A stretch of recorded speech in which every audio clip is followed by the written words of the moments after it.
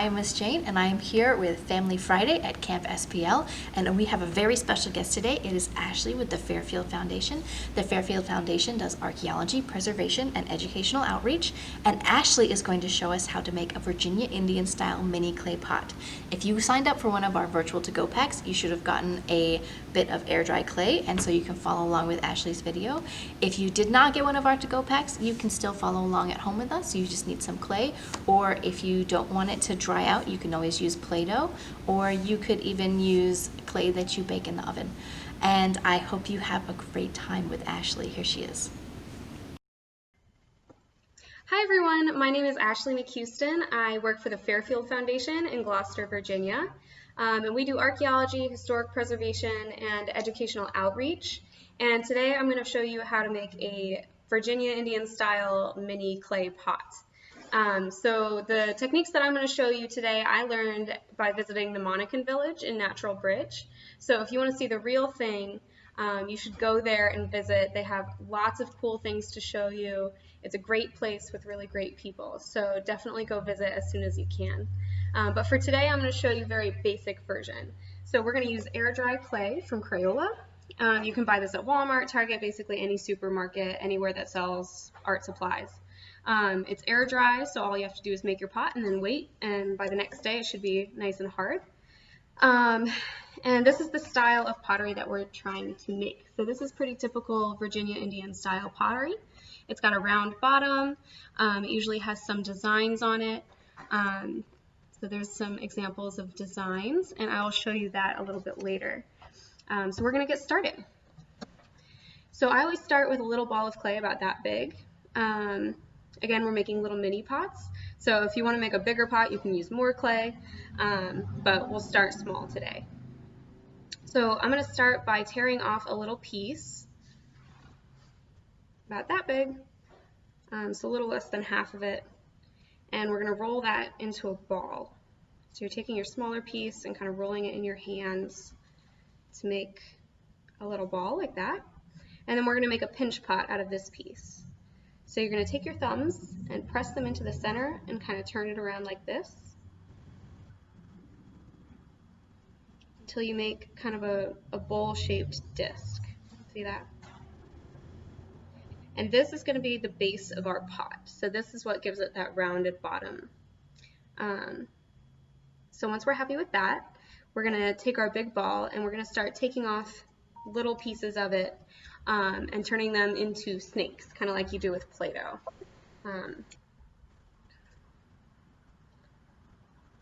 So I'm just going to take about that much off. It doesn't have to be exact. And I'm going to roll it out into my snake.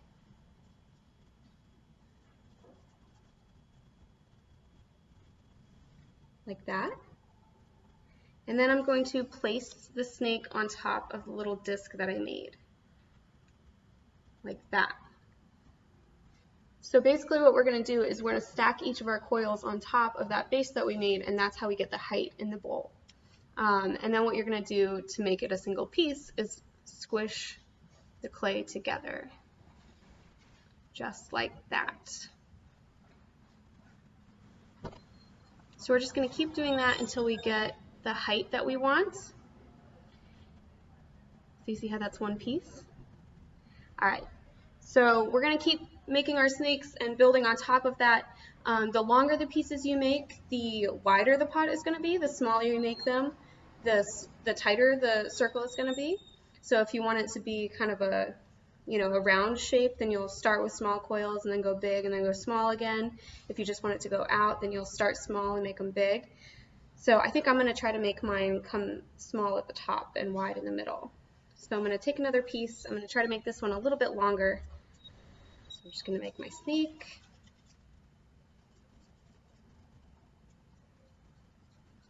Like that. And I'll put it on top of the pot right here. You see how I'm getting that height now?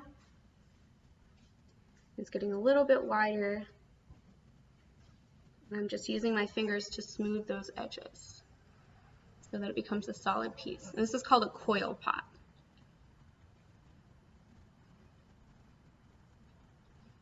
All right. So now I think I'll start making smaller snakes so it'll get small again up top.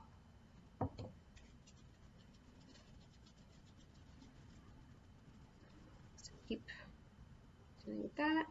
Now we have the luxury of buying clay, but you know, a couple thousand years ago you couldn't buy clay, you had to source it, and that's one of the things that you'll learn if you go visit the Monacan village, is where you find clay and how they made it so that they could make pots out of it.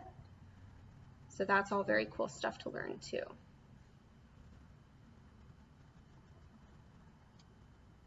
Alright, so you see how it's starting to make a little bowl shape? Alright, so I think I'll make one more with my remaining clay.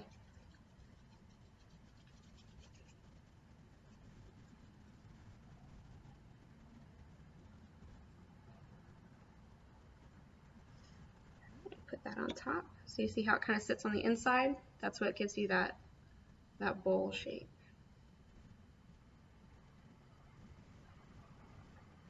I'm just mushing the edges. There you go, you've got a little pot. Kind of cool, right? So I also like to use things that I find in the craft aisle to decorate it. So sometimes I'll use this fabric, and that gives kind of a cool fabric-y design. If we were doing archaeology and we found pottery that had this kind of design, we would call it fabric impressed. So you see how that kind of adds a design but also smooths out those edges. And that's important, of course, because we want a nice smooth pot. You can also, I have made these little dowels with cords wrapped around them. This is something that you would find when you're doing real Native American pottery as well, not with twine and a popsicle stick, but usually with a stick and some twine. Of course, you would make it with your hands. Again, something cool you can learn by watching somebody who really does this for a living. But when archaeologists find pottery that has these markings on them, we call it cord markings. And this was really to smooth out the lines more than it was to add decoration, but it also adds pretty cool decoration. So you can see that right there. So that's cord marking. You can also take a popsicle stick or a skewer or a toothpick, and you can just add designs. So maybe you'll make some dots like that. Maybe you like to draw, so you can draw some animals or some geometric designs like that. You can really make it your own. So this is my little Virginia Indian style pot. This is one that I made a while ago. So I made it with brown clay. It's got some different designs. There's another technique you can use. I'll show you really quick.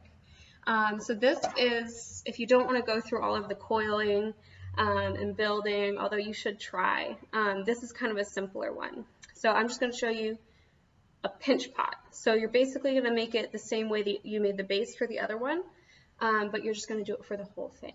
So start with your ball of clay, and then you're just going to use your thumbs and go in a circle like this. And you're just going to keep doing that until you start to see a little pot or a little bowl form. And this is just kind of a simpler version. So you see that? Ta-da! That's pretty cool. And then of course you can use the same tools, and you can make your designs, maybe some circles. You could write your name on it, so just stuff like that. And that's how you make a little mini Virginia Indian style pot. If you want to learn more, you can contact us or check out our website, www.fairfieldfoundation.org, and feel free to reach out to us if you want to know more. And thank you for watching. Hello, I'm Miss Jane, and I am back after the end of your video, and I hope you had an awesome time watching it. I learned a lot. I hope you did too, and I hope you had a great time. And I hope you will join me in thanking the Fairfield Foundation and Ashley for the awesome job they did making a video for us for our Family Friday, and I hope you join us again. Thank you.